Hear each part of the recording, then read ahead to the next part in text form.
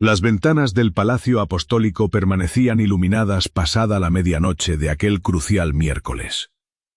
En su despacho, el Papa León XIV contemplaba a solas una carpeta negra sellada con lacre rojo. Dentro descansaban los nombres de 7 cardenales vinculados a tramas de corrupción, propiedades ocultas y sobornos para silenciar a las víctimas. Frente a él, un alto cargo sostenía una orden de detención inmediata y le pedía con insistencia que firmara los arrestos públicos en ese instante. Pero el pontífice, lejos de tomar la pluma, cerró el expediente y respondió con un seco no. El funcionario se quedó petrificado, incapaz de comprender por qué el Papa rechazaba la única salida que exigían la prensa y la opinión pública. La decisión de León XIV no buscaba proteger a aquellos 7 purpurados. Lo que ocurría era que el pontífice sospechaba que ese expediente guardaba un propósito mucho más oscuro: provocar un linchamiento público y una purga apresurada que dejara intactos los verdaderos hilos del poder. Al sacrificar a esos hombres tan visibles, la maquinaria corrupta seguiría operando en las sombras, lista para elegir a sus próximos peones. Por eso, antes de que nos adentremos en la estructura secreta que opera bajo la curia romana, suscríbanse al canal para seguir esta reconstrucción paso a paso. El escándalo comenzó con 7 nombres. Aquel rechazo papal evidenció que los cardenales señalados no eran los verdaderos hilos que manejaban los acontecimientos. Apenas 3 días antes de aquel tenso encuentro a medianoche, un informe interno y anónimo de 47 páginas se filtró en el Vaticano sin previo aviso, llegando a los despachos de todos los prefectos de los dicasterios de forma simultánea. El detallado dossier exponía cuentas bancarias en Liechtenstein, inmuebles de lujo en Ginebra y transferencias millonarias a bufetes dedicados a silenciar a los denunciantes. La velocidad de propagación fue tal que nadie pudo contenerlo y en cuestión de pocas horas 3 periodistas especializados en el Vaticano ya tenían copias en sus manos. La crisis interna adquirió una dimensión internacional a la mañana siguiente, cuando el mismo documento apareció en las bandejas de entrada de varias embajadas extranjeras. En el interior de la curia romana se desató el pánico, y las llamadas entre despachos se multiplicaron mientras los altos cargos exigían explicaciones urgentes. En medio de aquel caos, León XIV mantenía un silencio sepulcral, limitándose a formular una pregunta a su secretario para saber quién lo había filtrado. El mutismo de su ayudante pareció confirmarle sus peores sospechas. El Papa se retiró entonces a su capilla privada y permaneció allí a solas durante 2 horas, analizando cada línea sin consultar a consejeros ni emitir orden alguna. Al salir de la capilla, el pontífice mandó llamar de inmediato al prefecto del dicasterio para los obispos. El alto cargo llegó visiblemente perturbado y se colocó frente a él con el informe colocado sobre la mesa que los separaba. León XIV levantó la mirada y le exigió la verdad sobre la exactitud de aquellos nombres señalados. Tras dudar unos instantes, el prefecto admitió con temor que todos los datos eran ciertos. En lugar de estallar en ira, el Papa miró las hojas y comprendió el verdadero peligro. Aquello era un arma de doble filo que alguien le estaba entregando. Las pruebas podían ser reales, pero la asombrosa velocidad de la filtración obedecía a un plan que requería descubrir primero quién movía los hilos. El informe filtrado ya tenía un nombre público para la mañana del jueves, cuando los periódicos italianos lo bautizaron como el Dossier Abril en grandes portadas. Los 7 cardenales quedaron expuestos ante el mundo, vinculados a tramas de corrupción sistemática que apuntaban directamente al corazón de la curia romana. La opinión pública ya había dictado sentencia mucho antes de iniciarse cualquier investigación judicial formal. La plaza de San Pedro comenzó a llenarse de multitudes airadas que exigían arrestos fulminantes, rodeadas de decenas de cámaras de televisión de todo el planeta. A pesar de que la presión aumentaba drásticamente con cada hora de absoluto silencio, la oficina de prensa de la Santa Sede optó por no emitir comunicados. Mientras tanto, tras los muros del palacio se desataba una feroz batalla interna entre los altos cargos eclesiásticos por el control de la situación. El influyente grupo de la vieja guardia exigió de inmediato una reunión de emergencia con el Papa, confiando en que éste condenaría de forma tajante a los implicados y autorizaría detenciones fulminantes. León XIV, sin embargo, los escuchó con atención durante casi una hora, sin interrumpir sus airadas intervenciones. Cuando el último de los cardenales terminó de hablar, el sumo pontífice se puso en pie solemnemente y declaró que, tras haber examinado con detalle cada nombre, cuenta y propiedad de aquel dossier, había tomado la firme decisión de no actuar basándose en ese documento. La reacción de la sala fue inmediata. Uno de los cardenales se levantó para protestar, argumentando que el Vaticano no podía permitirse la inacción en una crisis de tal calibre. El Papa mantuvo la calma y le replicó con firmeza que no había propuesto no hacer nada, sino negarse a actuar bajo los términos de ese dossier en particular. Al mirar fijamente a los presentes, les recordó que la llegada de ese documento no era casual. Alguien había orquestado todo para forzar una respuesta automatizada de la Iglesia a través del clamor popular y diplomático. Fue en ese preciso instante cuando los prelados comprendieron lo que León XIV ya sabía de antemano. Aquel supuesto dossier Abril no era una simple filtración, sino un anzuelo. Aquel anzuelo estaba minuciosamente diseñado para que el Papa tomara represalias, sin saber realmente quién controlaba los hilos del escenario. Esa misma noche, León XIV recibió en sus dependencias privadas a un visitante inusual, un laico y antiguo magistrado de Milán con quien el pontífice mantenía una estrecha relación de confianza desde hacía más de una década. Este hombre de ley había desmantelado complejas tramas financieras italianas en el pasado, viendo caer a ministros y bancos enteros gracias a documentos clave. Aunque la prensa creía que se había retirado en el año 2017, continuaba colaborando en secreto con el Papa en investigaciones confidenciales totalmente ajenas a los archivos de la Secretaría de Estado.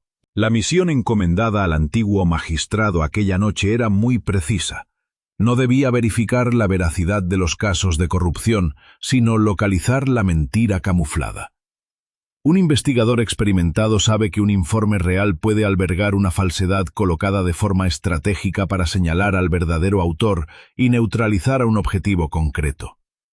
Con las puertas cerradas, analizó meticulosamente cada transacción, propiedad y acusación a lo largo de las horas.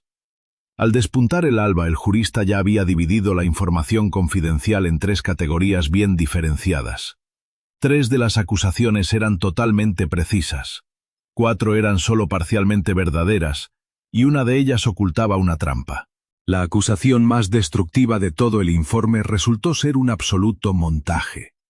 No obstante, esta falsedad no iba dirigida contra la vieja guardia, sino contra un cardenal que se había distanciado de ellos para respaldar las reformas de León XIV. La trampa estaba diseñada para que una orden de arresto fulminante eliminara a los culpables reales y al mismo tiempo a un aliado estratégico clave del pontífice, debilitando su posición interna mientras simulaba firmeza.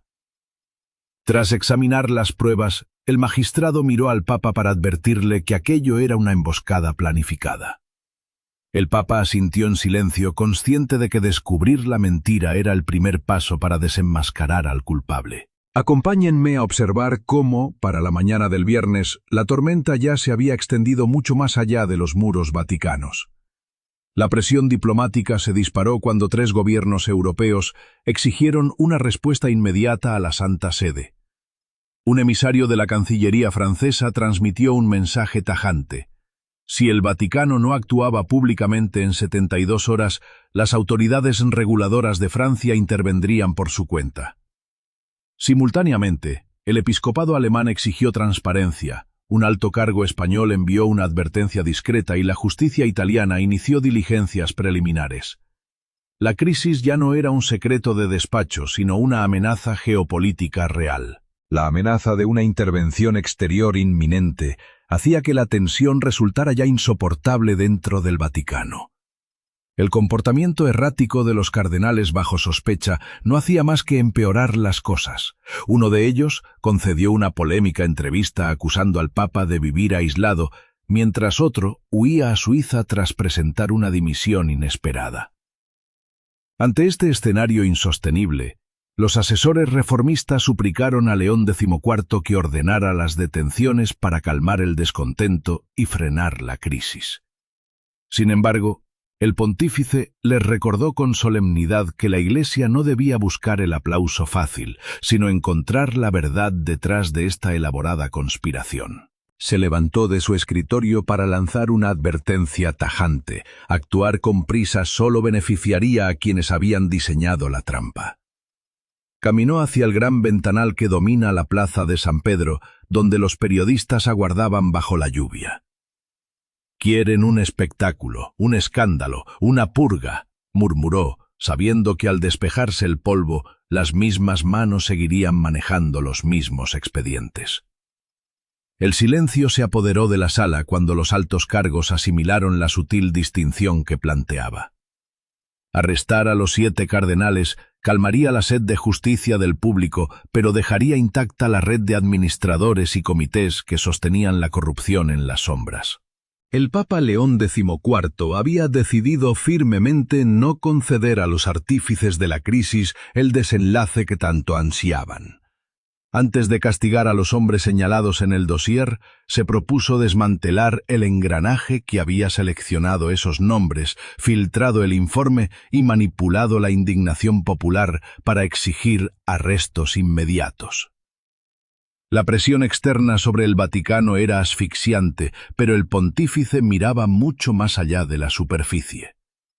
Quería que su entorno comprendiera el verdadero enemigo al que se enfrentaban, una compleja red de derecho canónico, estructuras financieras, donantes extranjeros y comités permanentes que operaban imperturbables mientras los rostros públicos de la Iglesia iban y venían con el tiempo. Cualquier cardenal podía caer en desgracia mientras la maquinaria que lo sostenía permanecía intacta y funcional en las sombras. Durante décadas, este entramado de poder se había autoprotegido desviando la atención pública hacia peones sacrificables. La ira colectiva se cebaba con un nombre o un rostro concreto, permitiendo que la institución vendiera una simple destitución como si fuera una profunda reforma. Un purpurado desaparecía de la escena, otro ocupaba su puesto de inmediato, y los contratos subyacentes, los donantes y los oscuros intermediarios continuaban operando sin la menor interrupción. El sistema sobrevivía porque las crisis se apagaban antes de que nadie lograra asomarse a los despachos donde realmente se administraba el poder. Durante sus años de misión en Perú, observó de primera mano cómo los obispos locales afrontaban graves acusaciones y destituciones fulminantes sin que nada cambiara en el fondo. Las redes financieras permanecían idénticas, los mismos donantes seguían financiando las operaciones y los mismos abogados salían indemnes de cada relevo de liderazgo. Anotó estas amargas verdades en sus cuadernos privados más de 10 años antes de ascender al trono de San Pedro. En una reunión privada con 3 colaboradores cercanos, sentenció que para limpiar de verdad la Iglesia no bastaba con sustituir a las personas, sino que era preciso derribar los despachos donde se gestaba todo. Ahora la crisis del dossier de abril replicaba ese mismo patrón a una escala global. Le habían entregado los nombres de 7 cardenales como si fuesen el origen del escándalo, empujando al mundo a exigir una única medida: arrestarlos, cerrar la crisis y dejar que la maquinaria siguiera funcionando a pleno rendimiento bajo cuerda. Sin embargo, León XIV se negó en rotundo, consciente de que castigar solo a los peones no resolvería el problema. Aunque 3 acusaciones ya se consideraban probadas y otras requerían investigación, el castigo por sí solo jamás revelaría quién había orquestado la filtración, quién introdujo el nombre falso y quién distribuyó el informe con la precisión milimétrica necesaria para forzar una purga pública. Resultaba imposible comprender la magnitud de la conjura sin desvelar primero la estructura que la sostenía. La noche del viernes, el pontífice convocó al Consejo de Cardenales bajo un hermetismo absoluto, excluyendo de la lista a los 7 señalados en el informe y a cualquier miembro de la vieja guardia vaticana. En su lugar, accedieron a la sala cerrada bajo llave 9 hombres clave, 5 reformistas, 2 analistas financieros, un experto en derecho canónico y un antiguo magistrado. Tras colocar el dossier de Abril sobre la mesa, el Papa sentenció con gravedad que aquello era un arma de precisión, no una simple lista de delincuentes, detallando con frialdad matemática que 3 acusaciones eran ciertas, 4 estaban infladas y un hombre era inocente. Y quien redactó el informe conocía a la perfección esas sutiles diferencias. El pontífice señaló los folios con gesto firme y planteó la pregunta clave de toda su investigación. ¿Quién sale beneficiado si ordeno arrestar a los 7 hoy mismo? Nadie se atrevió a responder de inmediato, sabiendo que la respuesta evidente ya había sido hábilmente diseñada por mentes ajenas a esa sala. Tras un tenso silencio, el canonista se atrevió a pronunciar 2 palabras reveladoras. Los comités, Santo Padre.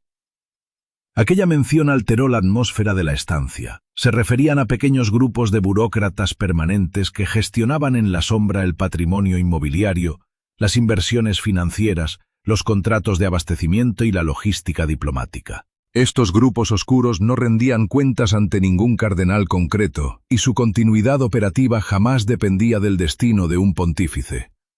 La mayoría de sus integrantes eran laicos con un poder inmenso que habían servido a 3 papas y pretendían servir a 3 más. Su lealtad no se dirigía a las personas, sino a los procedimientos, normativas y acuerdos silenciosos que garantizaban su influencia. Mientras un purpurado podía ser desterrado de Roma de la noche a la mañana, un burócrata con acceso a las finanzas y los contratos permanecía intocable durante décadas. El Papa había comenzado a rastrear y trazar el mapa de estos esquivos comités desde sus primeras semanas en el trono, de forma sigilosa y en absoluto secreto. Para abril de 2026, la investigación secreta ya arrojaba 23 nombres clave que dominaban los hilos de la maquinaria vaticana. Si analizamos este laberinto junto al pontífice, comprenderemos que varios de esos nombres estaban directamente vinculados con la creación del dossier. Este hallazgo redefinió por completo las pesquisas, transformando la búsqueda de culpables individuales en el rastreo de la ruta burocrática por la que se armó la trampa. El Papa ya no perseguía cardenales, sino firmas, actas de transferencia y memorandos internos. Explicó a sus asesores que la tinta de un documento revelaba mucho más que la mano que sostiene la pluma, pues cada pago secreto deja siempre un rastro administrativo inevitable. Seguir las pistas de la prensa solo conduciría a los actores visibles del drama, mientras que rastrear la documentación secreta permitiría desmantelar la estructura que planeaba sobrevivir a la tormenta. El sábado por la mañana, León XIV pronunció una homilía ante los fieles reunidos en la plaza. Evitó cualquier alusión al dossier, a los cardenales bajo sospecha o a la investigación que se desarrollaba intramuros. Se limitó a declarar solemnemente que la Iglesia no se reformaría con detenciones espectaculares, sino arrojando luz, sentenciando que la verdadera luz no huye.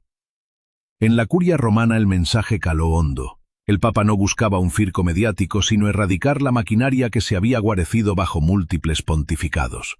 Esa tarde, la prensa italiana reveló con estruendo el nombre de un alto administrador de la Santa Sede vinculado con el dossier inicial. No vestía de púrpura ni ostentaba grandes títulos. Se trataba de un laico de 62 años que había servido a 4 pontífices gestionando contratos de miles de millones de euros. Los medios lo apodaron el prefecto silencioso, convirtiendo su nombre en lo más buscado de Italia en cuestión de horas. Desesperado, el administrador solicitó una audiencia urgente con el Papa. Sin embargo, León XIV rechazó recibirlo, enviándole una nota tajante de apenas 3 líneas. Debía dimitir antes del lunes, entregar todas sus actas y marcharse para siempre. El prefecto silencioso no respondió a la misiva. Al caer la noche abandonó sigilosamente su oficina para subir a un pequeño coche negro que lo aguardaba junto a la puerta de Santa Ana. Ningún guardia de seguridad detuvo su avance y nadie siguió al vehículo mientras se alejaba velozmente del Vaticano. A la mañana siguiente, su despacho estaba completamente desierto y los archivos parecían haberse esfumado con él. Las mesas limpias y las estanterías vacías sugerían que había borrado cualquier vínculo con los comités. Durante horas, los altos cargos temieron que el sospechoso se hubiese adelantado llevándose las pruebas cruciales. Sin embargo, esa misma noche, el exmagistrado de Milán regresó discretamente al Palacio Apostólico portando un maletín de cuero.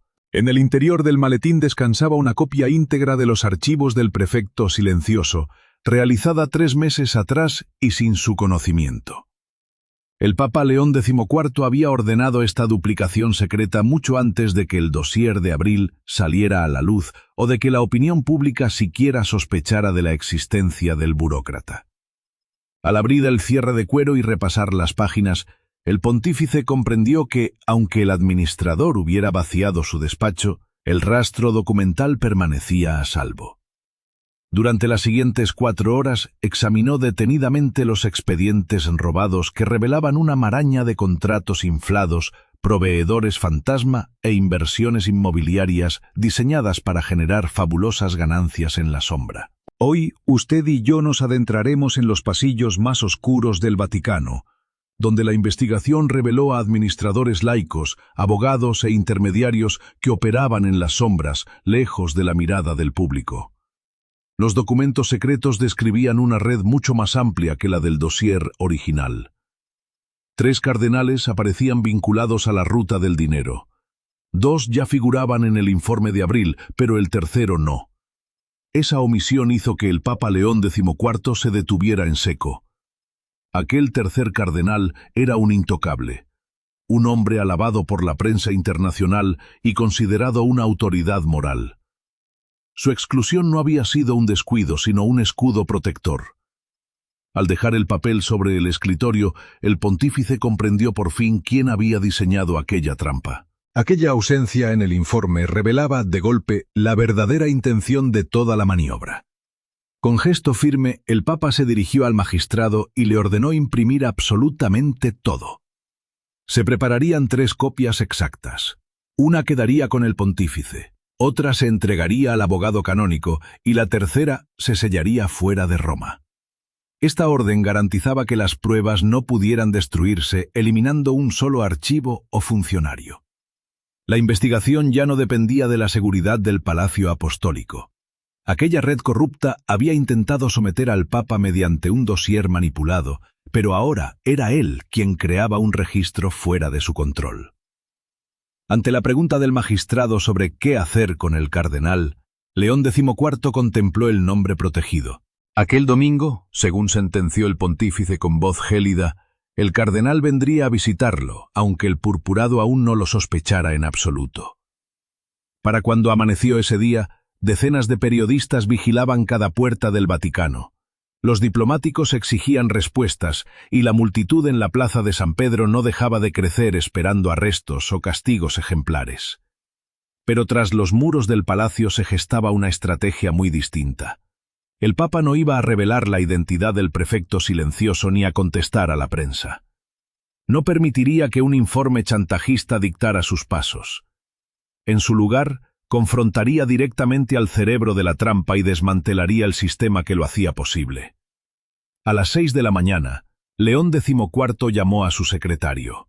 La instrucción para el secretario fue clara y tajante. Debía convocar de inmediato al abogado canónico, al equipo financiero y traer un borrador de decreto pontificio. Al preguntar el asistente sobre el tema del documento, el Papa respondió que definiría quién administraría las riquezas de la Iglesia. El secretario comprendió al instante la magnitud de lo que venía. El pontífice no buscaba reformar comités o corregir procedimientos, sino disolverlos por completo. La respuesta al dossier de abril no sería una purga ruidosa de 7 cardenales, sino una ofensiva legal contra el engranaje que había sobrevivido a todos los escándalos anteriores. Esa misma tarde, el intocable cardenal llegó al palacio con una sonrisa triunfal, confiado en su aparente inmunidad. La fría mirada de León XIV no devolvió el gesto de simpatía al visitante.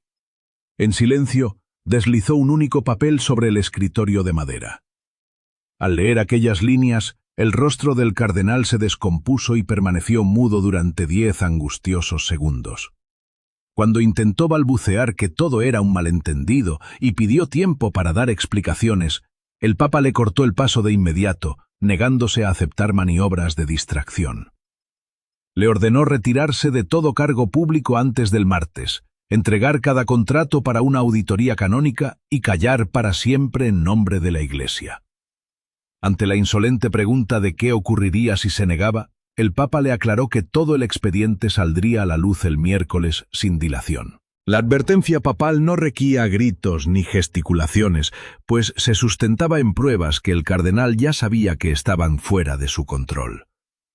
Levantándose despacio, el purpurado advirtió al pontífice que se estaba destruyendo a sí mismo, a lo que León XIV replicó que solo estaba destruyendo lo que se ocultaba detrás de él.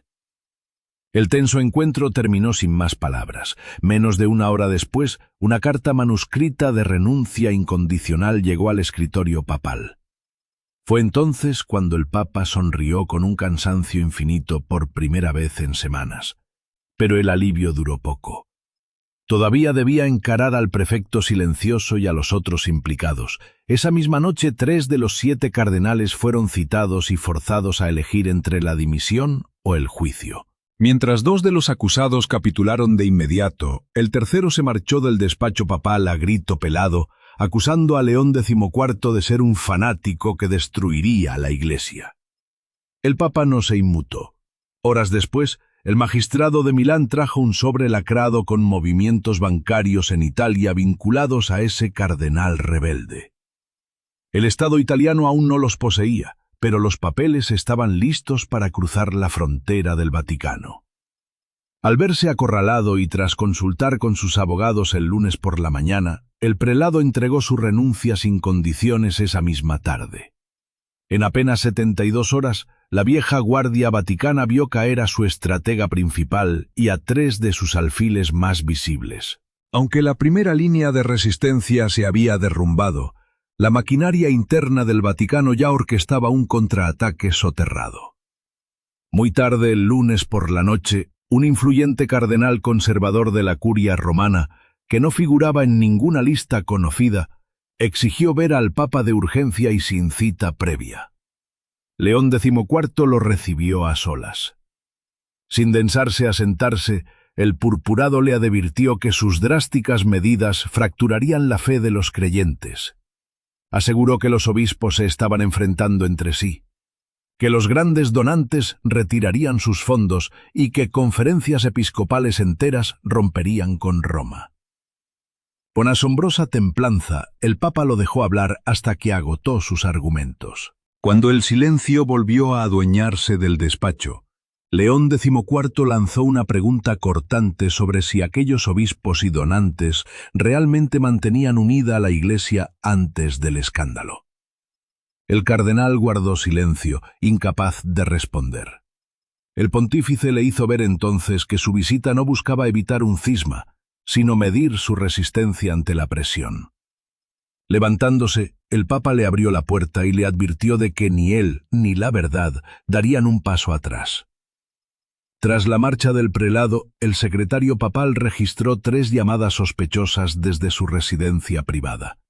Al amanecer, esos números engrosaban la investigación judicial, mientras el prefecto silencioso movía sus hilos con la prensa. Las filtraciones dieron sus frutos el lunes por la tarde cuando una revista italiana preparó un artículo feroz contra las reformas. Citando fuentes anónimas, acusaban al Papa de aplastar la disidencia con métodos autoritarios propios del siglo pasado. La noticia cayó como un jarro de agua fría entre los reformistas, temerosos de perder el favor popular.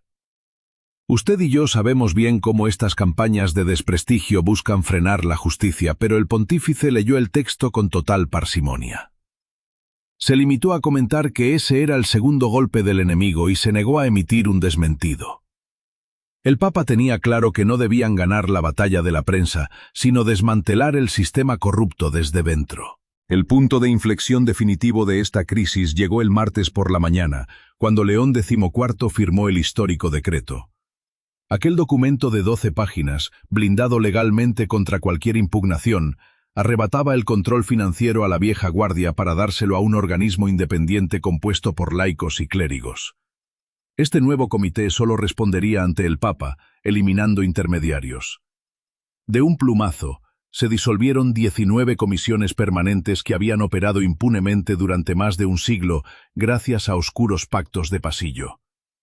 Mientras la prensa mundial debatía acaloradamente sobre si aquello era una temeridad o la reforma más importante en 50 años, el corazón del poder vaticano temblaba ante el cambio. Más allá de los titulares de los periódicos, los altos cargos del Vaticano sabían que no se trataba de una simple reforma administrativa.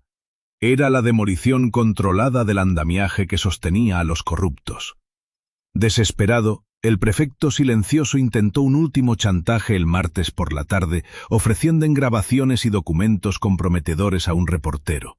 Sin embargo, el periodista rechazó la oferta porque el Papa se le había adelantado esa misma mañana. El Vaticano ya había publicado la lista de los 12 miembros del nuevo órgano de supervisión. Aquella junta incluía a 3 mujeres, 2 reguladores de cuentas y un antiguo juez federal de Argentina, creando un escudo de credibilidad intachable que nadie se atrevería a cuestionar de primeras.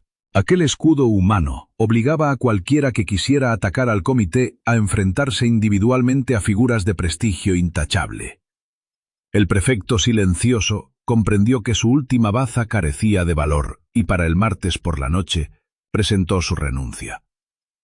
El miércoles por la mañana sus despachos estaban prefintados y por la tarde su nombre ya se había borrado de los registros oficiales del Vaticano. Aquel hombre que sirvió a 4 pontífices y sobrevivió a innumerables escándalos cayó sin hacer ruido. León XIV no solo apartó a las manzanas podridas, sino que reformó los cimientos que hacían posible su impunidad. La batalla parecía ganada. Pero esa noche el magistrado de Milán regresó al palacio con una nueva y misteriosa carpeta. Antes de presentar su dimisión, el silencioso prefecto había transferido 41 millones de euros sin que nadie lograra descubrir el destino de esos fondos.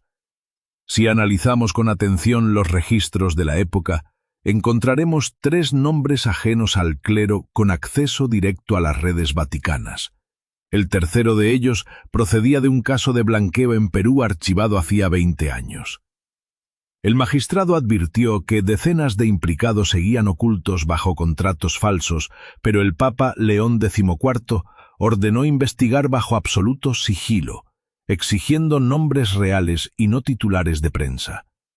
La estructura estaba herida, pero no acabada. Días después, 3 cardenales clave desaparecieron, 2 siguieron bajo presión y el antes intocable fue recluido en un remoto monasterio del norte de Italia. Aunque el órgano de control ya operaba, el dinero perdido demostraba que la red superaba a los comités disueltos. El Papa no había cerrado el conflicto sino alcanzado su nivel más hondo. La noche que firmó el motu proprio, León XIV lacró una lista en un sobre rojo y la guardó en su escritorio. Su secretario debía difundirla si algo le pasaba. En ella figuraban nombres que la red creía ocultos. Pronto, otro cardenal ofreció 12 páginas y 17 identidades por un retiro pacífico, pacto aceptado solo tras recibir las pruebas. Al evitar arrestos, el Papa eliminó el silencio del que dependía el sistema. Las detenciones habrían sofocado el escándalo, pero romper el silencio inició el fin del engranaje.